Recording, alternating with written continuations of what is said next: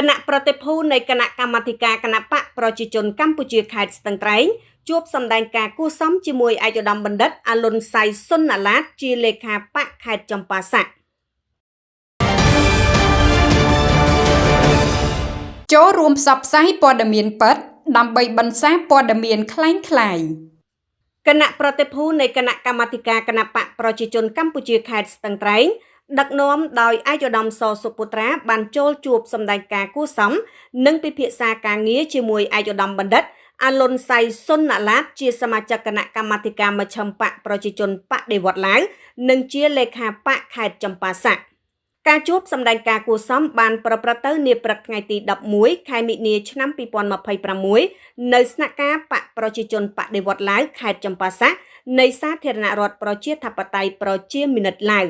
នាឱកាសនោះឯកឧត្តមបណ្ឌិតអលុនសៃសុនណាឡាតបានលើកឡើងពីការរីកចម្រើនរវាងខេត្តទាំងពីរនិងជំរុញឲ្យខេត្តទាំងពីរបន្តកិច្ចសហប្រតិបត្តិការឲ្យកាន់តែរឹងមាំនិងស្អិតរមួតបន្ថែមទៀតដើម្បីពង្រីកនៅទំហំពាណិជ្ជកម្មការដឹកជញ្ជូនលើផ្នែកកសិកម្មឲ្យកាន់តែប្រសើរឡើងខណៈខេត្តចម្ប៉ាសាក់គឺជាខេត្តដែលមានអាកាសធាតុអំណោយផលលើការដាំបន្លែផ្លែឈើហូបផ្លែតែកាហ្វេជាដើមដោយប្រទេសកម្ពុជាបានបញ្ជាទិញទិន្នផលទាំងនោះទៅលក់នៅលើទីផ្សារនៅរាជធានីភ្នំពេញនិងតាមបណ្ដាខេត្តនានាផងដែរឯកឧត្តមបណ្ឌិតអលុនសៃសុនណាឡាតបានស្នើសុំឲ្យមានការគាំទ្រពីឯកឧត្តមសសុពុត្រាអភិបាលខេត្តស្ទឹងត្រែងនៃគម្រោងលើកកម្ពស់លើការដឹកជញ្ជូនជាពិសេសរថយន្តក្រុងដឹកចេញពីខេត្តចម្ប៉ាសាក់ប្រទេសឡាវឆ្ពោះទៅតាមបណ្ដាខេត្តនៅក្នុងប្រទេសកម្ពុជាឬជាចំណុចឆ្លងកាត់ទៅប្រទេសផ្សេងផងដែរការនាំភ្ញៀវដឹកជញ្ជូនតាមរថយន្តក្រុងរវាងខេត្តទាំងពីរគឺជាការជំរុញទេសចរចូលមកខេត្តទាំងពីរនេះហើយបង្កើនទំនាក់ទំនងនិងចាប់ដៃគូដើម្បីដំណើរការវិនិយោគរួមគ្នាសម្ដៅលើកកម្ពស់ឲ្យអស់លទ្ធភាពទៅលើវិស័យទេសចរនិងផ្លាស់ប្ដូរបទពិសោធន៍វប្បធម៌ក្រោមកិច្ចសហប្រតិបត្តិការនៃខេត្តទាំងពីរស្ទឹងត្រែងចម្ប៉ាសាក់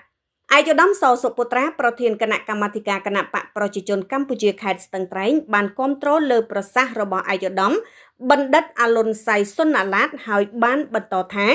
សំណុំពររបស់ឯកឧត្តមបណ្ឌិតគឺជាការដោះស្រាយនៅក្នុងកំណត់ហេតុស្មារតីកិច្ចប្រជុំកិច្ចសហប្រតិបត្តិការនៃខេត្តទាំងពីរគឺខេត្តស្ទឹងត្រែងនិងខេត្តចម្ប៉ាសាក់ដែលបានផ្ដល់នូវផលប្រយោជន៍រួមសម្រាប់ប្រជាជននិងខេត្តរបស់យើងដែលមានព្រំប្រទល់ជាប់គ្នាហើយខេត្តរបស់យើងត្រូវរួមគ្នាធ្វើពាណិជ្ជកម្មនិងទប់ស្កាត់នៅរាល់បទល្មើសនានាបានផ្ដល់ផលប្រយោជន៍រួមដើម្បីឲ្យចំណងមិត្តភាពរវាងខេត្តចម្ប៉ាសាក់ស្ទឹងត្រែងឡាវកម្ពុជាកាន់តែរឹងមាំបន្ថែមទៀតគឺកត្តាសំខាន់ផ្ដល់នៅទំនាក់ទំនងផ្លាស់ប្ដូរទៅវិញទៅមកមិត្តភាពតាមរយៈយុវជននិងយុវជនតាមរយៈការផ្លាស់ប្ដូរវប្បធម៌និងវិស័យអប់រំទៅវិញទៅមកដែលជារបៀបនៃការរឹតចំណងមិត្តភាពបន្ថែមទៀតនៃខេត្តយើងទាំងពីរនិងប្រទេសយើងទាំងពីរ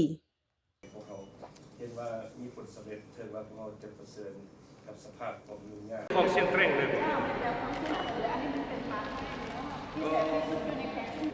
ของ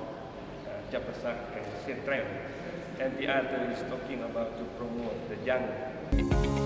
ការប្រើប្រាស់គ្រឿងញៀនគឺបំផ្លាញជីវិតខ្លួនឯងក្រុមគ្រួសារនិងសង្គមជាតិ